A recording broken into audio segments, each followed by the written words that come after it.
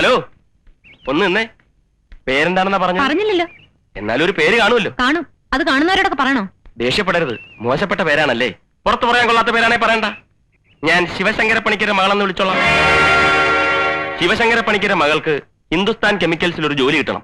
അതിന് ബാലകൃഷ്ണന്റെ ഒരു ലെറ്റർ വേണം. അത്രയല്ലേ ഉള്ളൂ. നിങ്ങൾ പറഞ്ഞത് മുഴുവൻ ഞാൻ കേട്ടു. ഇതൊക്കെ അവനോട് പറയുന്നത് എന്തിനാ?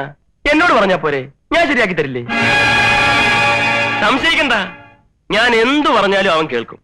ഞങ്ങൾ ഒരുമിച്ച് കളിച്ചു വളർന്ന വരുമ്പം കണ്ടില്ലേ, എപ്പോഴും കളിയും തമാശയും തന്നെ. അവന് ഈ ജോലിയുടെ ആവശ്യമൊന്നും ഇല്ലെന്നേ. ഇങ്ങനെ വന്ന് കിടക്കേണ്ട കാര്യവുമില്ല. നാട്ടിൽ നല്ല സൗകര്യമുള്ളവനാ. ഞങ്ങൾ തമ്മിൽ വഴക്കിട്ടാ പിരിഞ്ഞത്. അതൊന്നും ഒരു കുഴപ്പമില്ലെന്നേ. താൻ ധൈര്യമായിട്ട് പോണം. അവനെ കൊണ്ട് ഒപ്പിടിപ്പിച്ചിരുന്ന കാര്യം ഞാൻ ഏറ്റെന്നേ. ഈ ജോലി തനിക്ക് തന്നെ. ധൈര്യമായിട്ട് പോണം.